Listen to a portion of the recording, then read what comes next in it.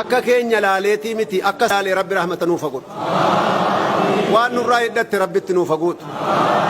rabbi haajaa keessan isa iccitiitii fi isa zaahiraallee isa namni beekuu fi isa isin malee haati manaa keessanillee hin beeyne rabbi keessa isiniif haa ba'u tokko keessanii warra haajaan saa baatee jennaan haajaan koo dheengaddaa bayee barduwaayin dheengaddaa harkuma irratti taqabbalame warra jedhee walitti dawwalu rabbi sana taa'isu rabbi biyya keenya nagaa haa godhu rabbi akkaataa keenya haa tolchu eega xinneenyaatii guddina rabbi nu agarsiise kana rabbi walitti nuuf dhaabu adda rabbi harka diriirfattanii harka kennamaa harka araaramaa harka fayyaa harka jireenya gaarii rabbi isinitti diriirsu aara galfiin keessan addarraa qabee dubbatamu bo kottaa ol ta'uun keessan addarraa qabee awaajamu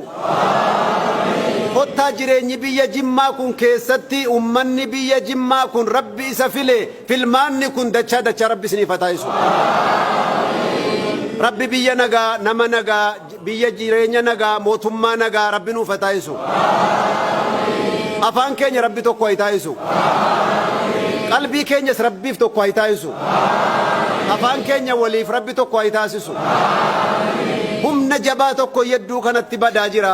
utuu ammi adda masgiida kana keessa jiru qalbii nama tokko irratti walii galee waan tokko irratti walii galee waan ji'adha ajaa'iba argamu yeroo biraan isinitti hima rabbi walii galtee nuuf kenna quwwaan hin jira jabeenyi hin jira horiin hin jira wanni dhabame hin jiru walii gala bichaa dhabame rabbi walii nu haa galchu waa hundan qabnaa wal dhabne rabbi wal nu haa qabaachisu